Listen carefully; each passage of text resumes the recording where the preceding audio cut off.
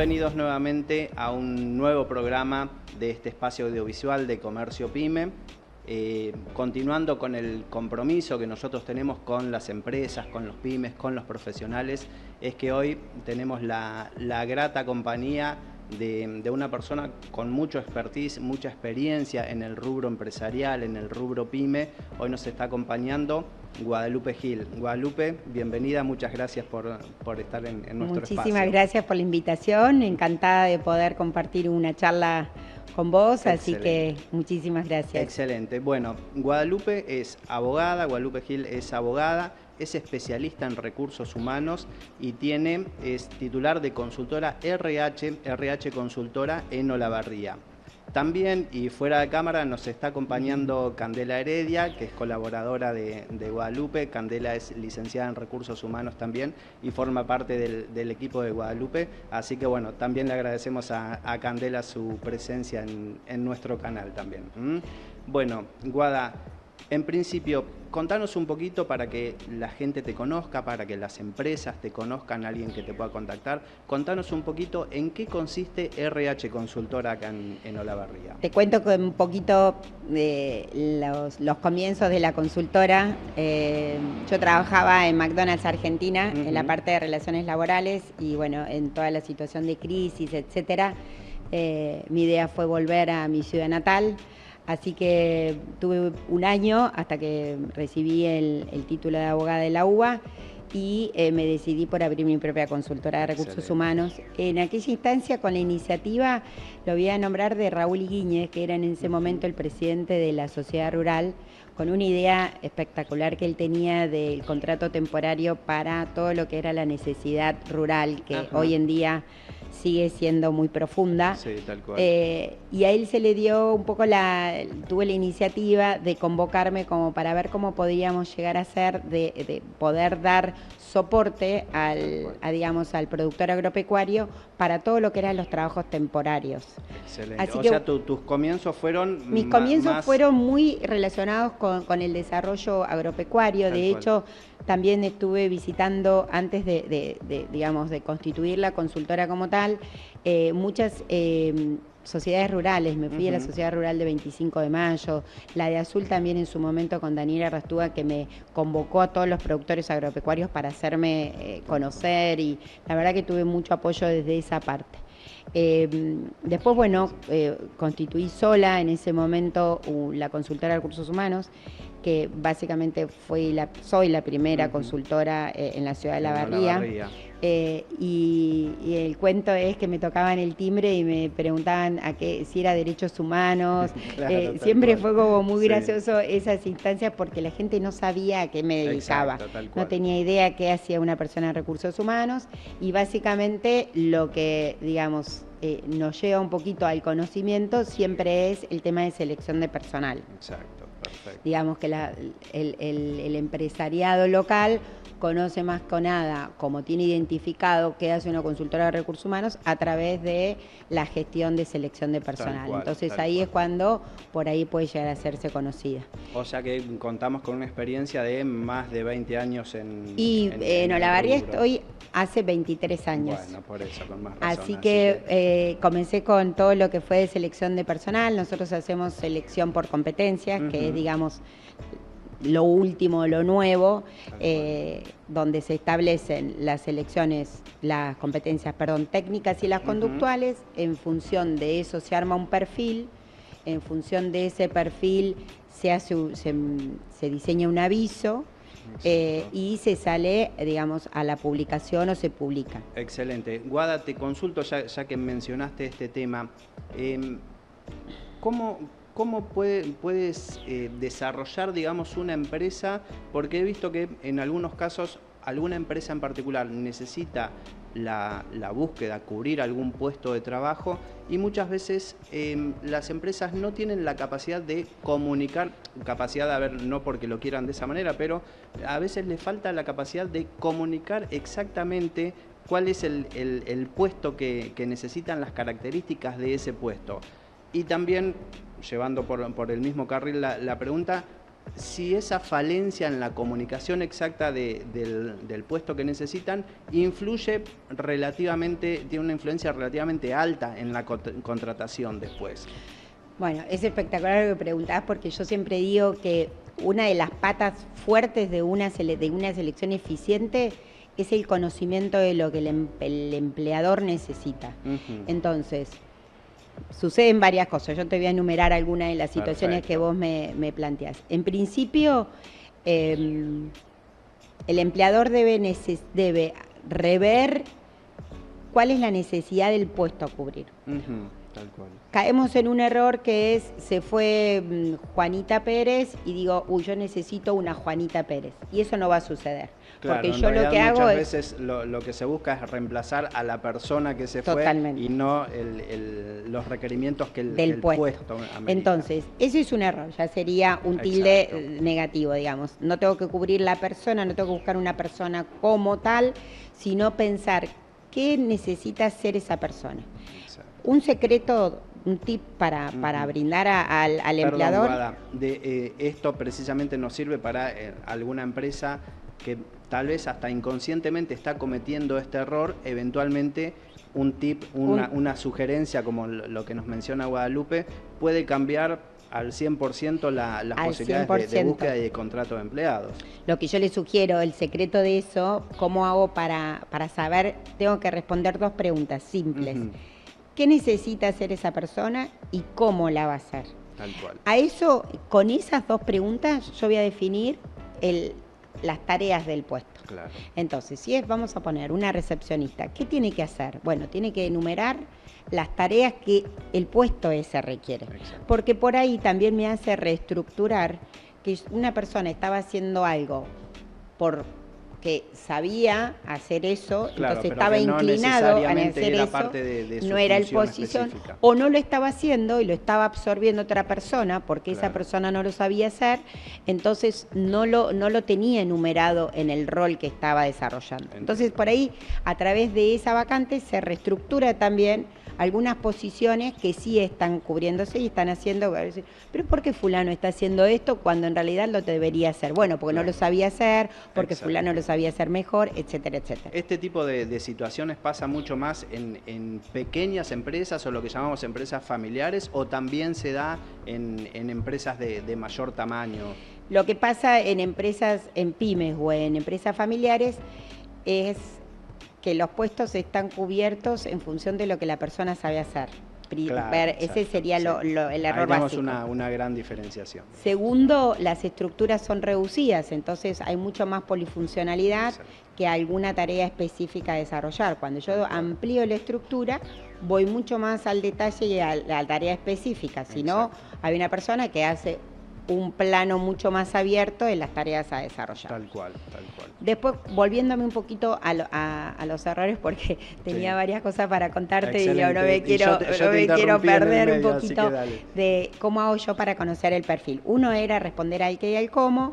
Ahí establezco la necesidad objetiva del puesto a cubrir. Entonces eso ya es una ayuda para el empleador, ya sea para hacer una búsqueda terciarizada o a través de una consultora, o si yo mismo voy a abordar la búsqueda en forma personal o a través internamente. Exacto. La otra es algo muy difícil, que cuando nosotros a veces hacemos capacitaciones para las personas que están buscando trabajo o cómo hacer el currículum, es que la persona que busca empleo no lee en detalle el aviso. Sí. Antes nosotros hacíamos un aviso donde establecíamos las competencias técnicas y desarrollábamos las competencias conductuales en un aviso. Y después nos dimos cuenta que el 80-85% de las personas, vos le preguntabas si leía el título, vendedor, pero no decía, no, tiene que saber, no sé, es SAP. Las competencias usar un que software se de gestión para el puesto pasaban de largo porque no llegaban a profundizar a leerlos, o por ahí una persona que está en la búsqueda, que sucede un montón en búsqueda activa, reparte un montón de currículums y después no sabe para qué posición le están llamando, entonces yo no voy preparado a la entrevista. Tal cual. A medida que va cambiando todo, nosotros también nos tenemos que ir ayornando y ir evolucionando en las cuestiones. Nosotros hoy nos dimos cuenta que todo es por imagen y todo es inmediato. Entonces, Hoy en día el puesto simplemente aparece, enunciamos muy poquito en un aviso. Perfecto. Por ahí si lo publicamos en redes, que es la única manera de llegar al postulante, masivamente, lo podemos desarrollar a veces cuando hay algo realmente específico, excepcional y que nos va a cambiar mucho de no recibir una masa tan importante de currículums y nos aporta a la búsqueda. Sí ponemos en la especificación o en el desarrollo abajo los requerimientos y las tareas o las competencias técnicas o los requerimientos que se necesitan.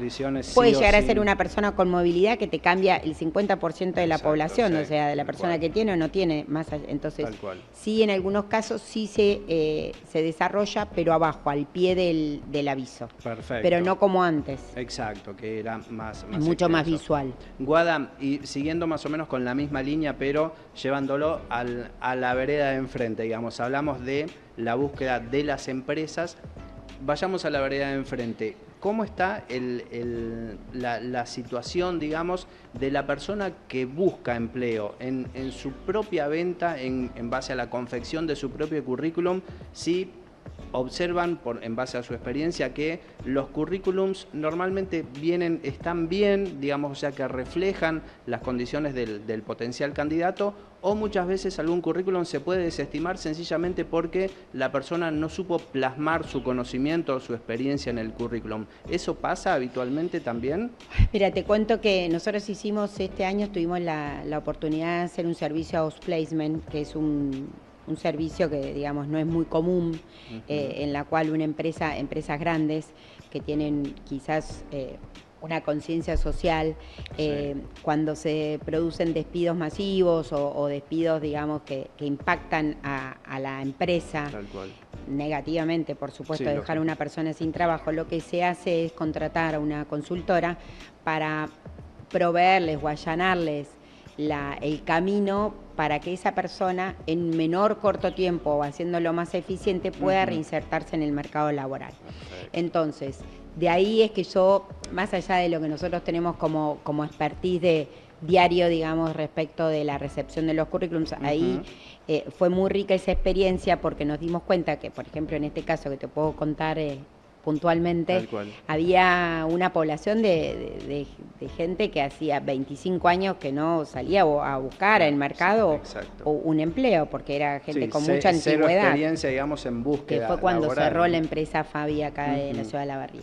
Entonces ahí nosotros lo que hicimos es formar, y creo que eso es muy importante, formar al postulante o a la persona que está saliendo a buscar trabajo. Básicamente lo que yo te puedo decir que es lo más importante es empezar a hacer una introspección y decir, ¿qué tengo yo para vender? Primero, ¿cómo soy yo? ¿Qué es lo que cuál es mi fuerte? ¿Cuál es mi debilidad? ¿Cuáles son mis fortalezas? ¿Cuáles son mis competencias? Empezar a conocerse para después eso poder plasmarlo, ya sea en una entrevista, volcarlo en un currículum. Es muy importante que el currículum lo haga la persona, que muchas veces sucede que alguien se lo hace, entonces lo que traslada en ese currículum no se ve reflejado en lo que es uno. Tal cual. Es más, muchas veces sucede que alguna persona tiene un currículum y no sabría explicar qué es lo que puso en defender su postura en ese currículum. Porque o lo hizo otra persona o no lo hizo a conciencia de qué soy yo. El currículum lo que explica eso es una hoja de ruta. Y muchas veces caen en el error de decir, no, puse solo los trabajos o las experiencias relacionadas con la búsqueda de, por ejemplo, vendedor. No, porque a mí me hace mucho más rico haber sido niñera, haber trabajado de cualquier cosa, haber trabajado mientras estudié, haber trabajado ante una situación familiar difícil. Todo eso me forma a mí como postulante, como persona rica, a contemplar a la otra persona que está seleccionando y eligiendo una persona para un desarrollo de una posición puntual. Entonces, el primer error es no conocerse. El segundo error es no volcar ese conocimiento en esa hoja de ruta. El tercer error es discriminar qué cosas sí, qué cosas no. Experiencias laborales previas por ahí de decir, esto no lo pongo, esto sí. No lo pongo porque no sé si queda bien, porque Claro. trabajé, no sé, quiero ser un ejecutivo comercial y voy a poner que trabajé en tal lugar, que no Claro. sé si... No, todo, Sí. todo enriquece Tal a cual, un postulante. El cuarto error que Cande lo sufre un montón es el tema de no mencionar la cronología de las experiencias, la Exacto, cronología sí. de la formación. Sí. Y no conocerse, de poner, es muy lindo cuando una persona recibe un currículum donde se refleja quién soy yo. Perfecto. ¿Qué es lo que tengo para vender? Porque básicamente lo que uno hace es venderse. Y lo que yo Lógico. decía, si uno no se conoce, no puede venderse. Claro, no puede resultar atractivo. Exacto. No puede ser diferente. Tenemos que tener miedo sí.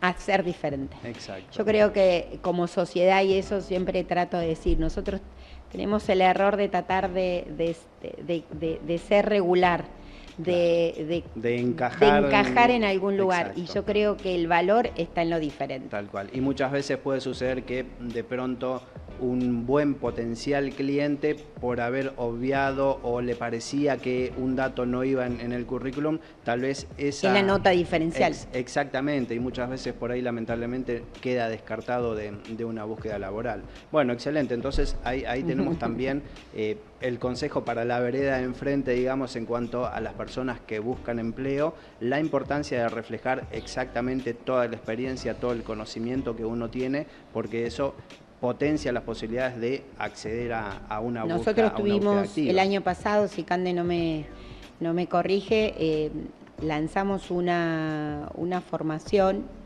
digamos, que era paga para las personas que quisieran invertir en cómo hago para desarrollar un buen currículum, porque hay un montón de plataformas y plantillas de currículums. Sí.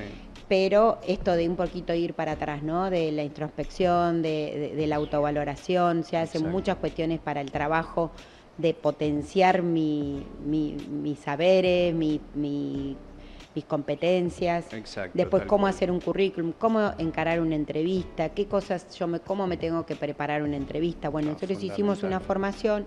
Lo que pasa es que, bueno, también la situación económica hace que por ahí una persona en estado de desempleabilidad cuesta y veces poder invertir. Considere eso como un gasto y no como una inversión. Y no como una inversión. Pero bueno, la consultora siempre está abierta porque si llegamos a tener gente que vemos que hay una población para poder brindar y apoyar en este proceso, estamos abiertos a generar esa posibilidad. Buenísimo. Guada, siguiendo más o menos con el hilo conductor de esto, me surge la pregunta, muchas veces vemos empresas sólidas, si se quiere, que habitualmente tienen mucha rotación de personal.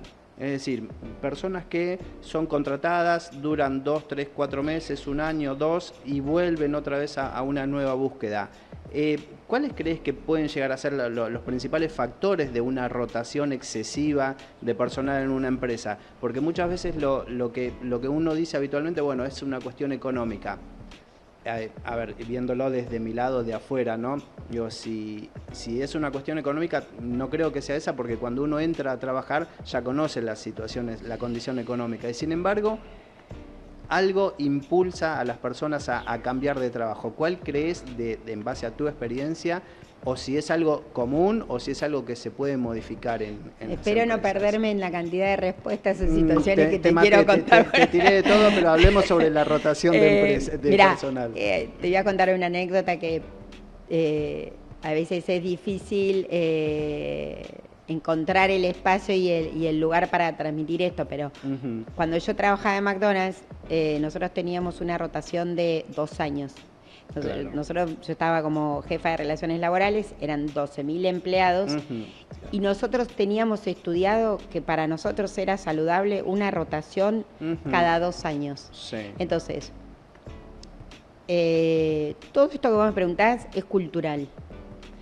Porque antes se le da un sobrevalor a una persona que estaba 20 años en una posición. Claro.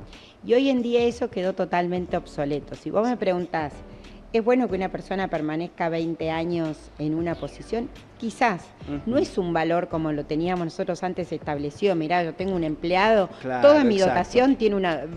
Primero sería difícil la dirección, porque si yo pongo el límite no creo que haya recursos económicos como para poder solventar el despido ante situaciones con costos indemnizatorios tan altos. Sí, claro. Segundo, se tendría que evaluar si una persona 20 años con la monotonía de la misma tarea, de la misma función y el mismo lugar, resulta tan eficiente. Claro, lógico, son cuestiones que abren mucho a preguntas. Entonces, si vos me preguntás lo que está estudiado en recursos humanos, es que una persona se convierte absolutamente, o sea, su evolución de eficiencia se marca en los 2 años. Cada 2 años una persona debería estar rotando en algo, no en dejar el puesto, pero sí en una posición, asumir mayores tareas, tener una contemplación de incrementos salariales. Esto es lo que está estudiado, ¿no? Lógico, en un país estándar, no como en la Argentina, que eso sería otra cuestión. Vamos surfeando porque nosotros por distintas... tenemos paritarias, tenemos la inflación, tenemos entonces eso es impensado que cada 2 años me van a cambiar el sueldo. Pero en Estados Unidos, digamos que son muy analistas de estas cuestiones, se establece que hay un pico, un crecimiento hasta los 2 años y ahí empiezo como a mesetearme. Tal cual. Entonces, tengo que incorporar diferentes tareas, mayores responsabilidades, cambios de entorno, cambio de lugar físico. Y hoy en día la juventud no tiene esa cultura de pertenecer a un lugar cultural, como dijiste al como principio. un valor. Exacto. Entonces, vuelvo a tu pregunta y me rehago la pregunta de decir, ¿es bueno o es malo la rotación? Tal cual. ¿Qué es lo que yo busco como empresa? ¿Cuándo tengo un valor de retener una persona? ¿Qué personal? Por eso te digo, la consultora también aporta esto. Claro. Yo tengo que identificar en mi estructura cuáles son los recursos que yo debo retener. Exacto. Y cómo debo trabajar para retener esos recursos valiosos. Para mantener la motivación, si se quiere, la motivación, el desarrollo de carrera, Exacto. Cómo puedo generar a esa persona un afianzamiento, un arraigo, cómo lo hago parte de la empresa, cómo se siente esta persona, que esta persona, pese a un salario, no me va a cambiar, qué pone esa persona en evaluación como una mejora, por qué se iría esa persona a trabajar a otro lado.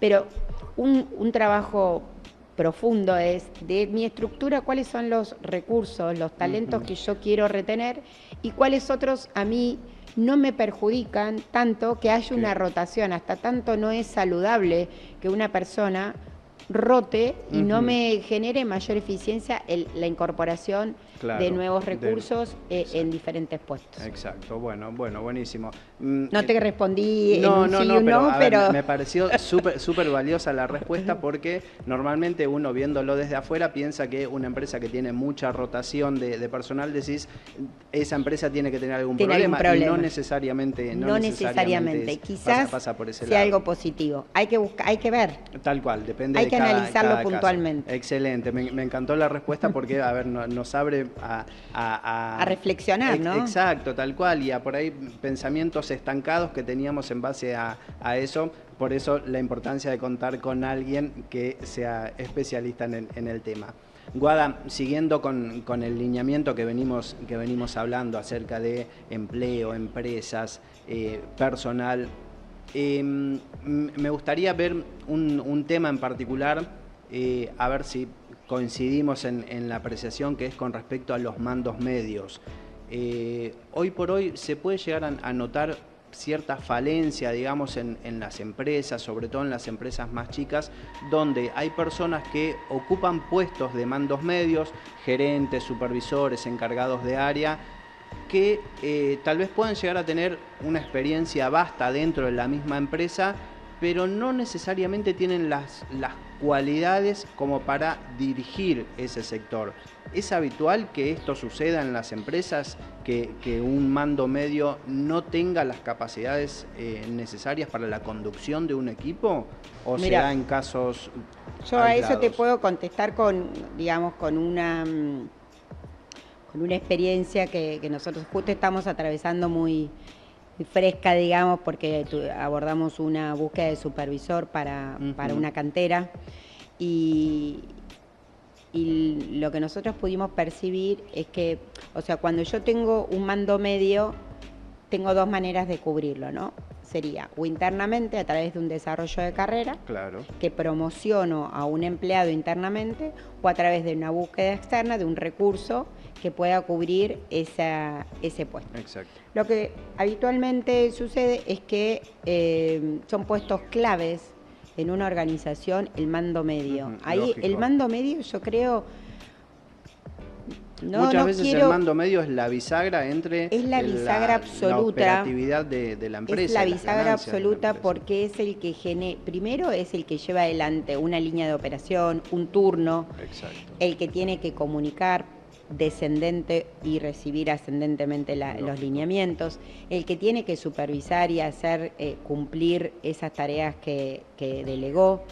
Entonces, ¿qué sucede con los supervisores? Cuando yo te digo que hay un desarrollo de carrera, comúnmente en el error que se cae es que al mejor operario o a la persona que se destaca en una tarea o en una función o en un rol, lo haciendo a jefe.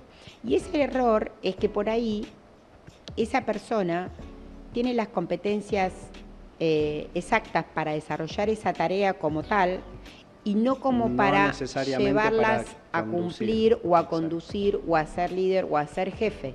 Porque intervienen otro montón de competencias. Es la comunicación, cómo delego, cómo controlo, cómo pongo un límite, y por ahí la persona no tiene primero la personalidad.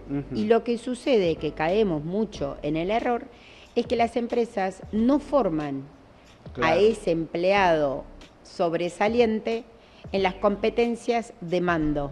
No cualquier persona puede ser jefe. Y muchas veces termina siendo contraproducente hasta para la propia empresa. Porque pierdo el mejor vendedor, por ejemplo, y no logro la eficiencia. Y además es muy difícil, sobre todo en cuestiones de operaciones, ya sea en sistemas productivos, etcétera, de que esa persona que fue par después se convierta en jefe. Esa transición para el par es muy difícil, porque en momentos que fuimos compañeros y ahora somos jefes.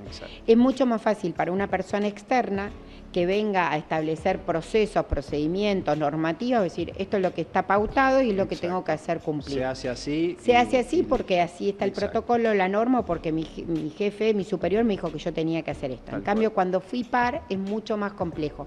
Y el acompañamiento a esa persona que hace esa transición no sucede desde la formación, desde la inversión en formación, desde el empleador en acompañar ese cambio de rol. Exacto. Y esta situación es una situación muy común. Es muy común. Hoy en día. Es muy común. Porque también, Guada, perdón que te interrumpa, como lo hice durante toda la charla, interrumpir. Es muy común también que no solo la persona a la cual asciende se le dificulta, sino a sus propios dirigidos, ahora que antes eran compañeros, esa relación de confianza que se tenía muchas veces puede jugar en contra a la relación de jefe o mando medio versus colaboradores o subordinados. Absolutamente. ¿No? Mira, te cuento otra situación que pasa mucho en Olavarría, es que nosotros tenemos una universidad espectacular que es la UNICEN. Exacto. Y cuando salen los ingenieros, ya sea un ingeniero electromecánico, un ingeniero civil, que ya sale con un título universitario, comúnmente esa persona no va a ocupar una posición de operario, sino que ya va a estar en un mando medio. Y lo que sucede es que la formación en la facultad de un ingeniero comúnmente está muy desarrollada en las competencias técnicas, en los saberes, pero no en el desarrollo de las competencias conductuales.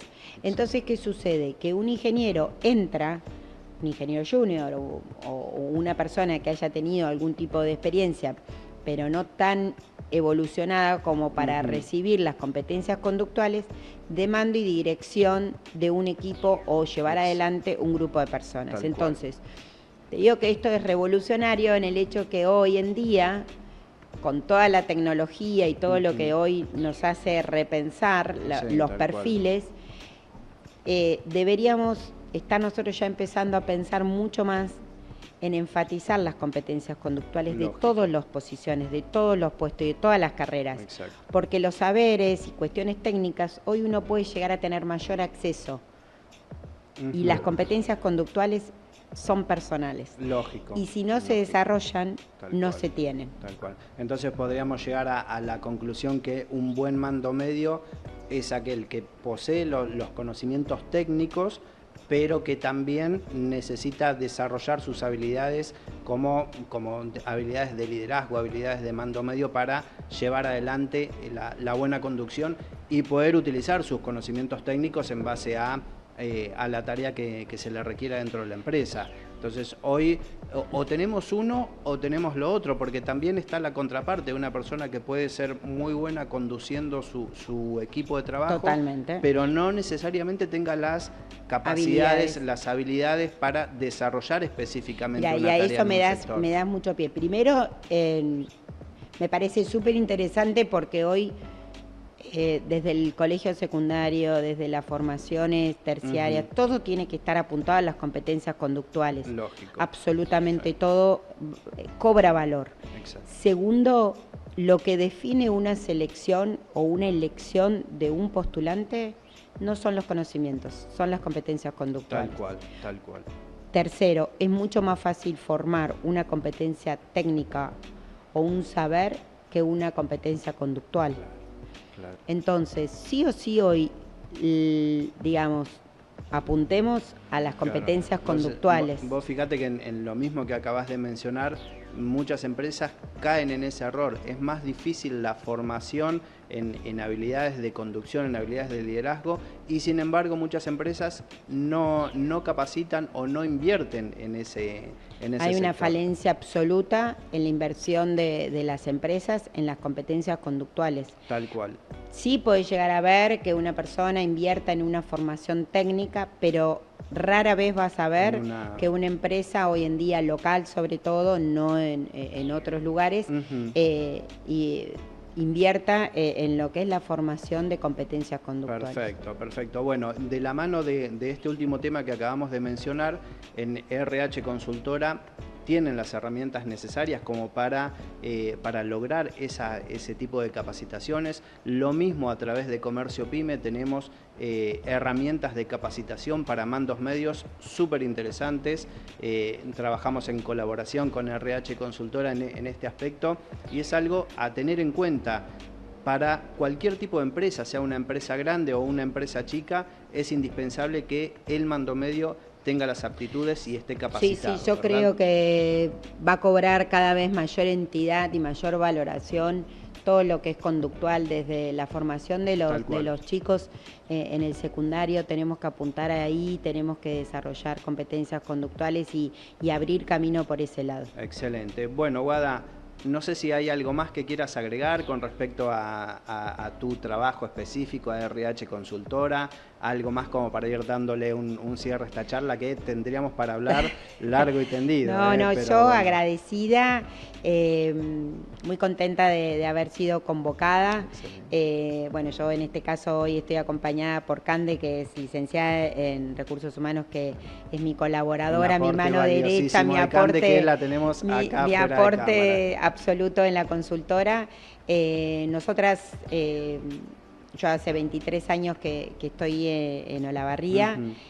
Nosotros brindamos, como yo te explicaba, un servicio, digamos, específico que es a demanda, digamos, de una selección. Me establecen una búsqueda, un perfil, cubrimos puntualmente ese servicio. Y ya está. Y tenemos otro servicio que nosotros brindamos a modo de consultoría.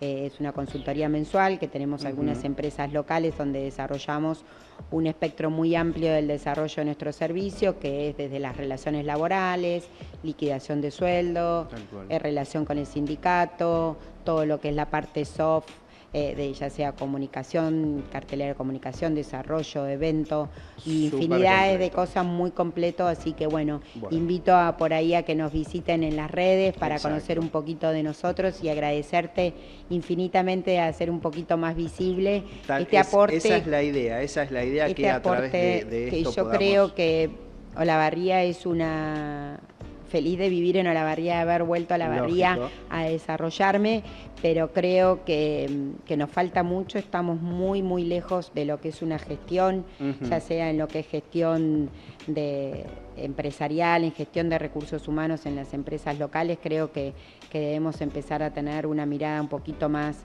profesional, y creo que hay pocas consultoras en Olavarría, y invito mucho a las empresas también a investigar un poquito los beneficios que generan resultados en poder dar una mirada mucho más profunda al recurso más valioso que es el recurso humano de cualquier organización. Bueno, a ver, seguramente más de una empresa, más de un profesional, más de cualquier persona que esté en búsqueda laboral, van a ser súper valiosas tus palabras, tus aportes, así que nuevamente te agradezco, Guada, agradecemos a Cande también su presencia, así que bueno, damos por finalizada esta charla que pretende ser informativa y que pretende, volviendo al inicio de nuestra charla, pretende ser colaborativa para el resto de las empresas también que nucleamos en Comercio Pyme. Así que nos vemos en la próxima. Gracias, Guada, nuevamente. Se finí.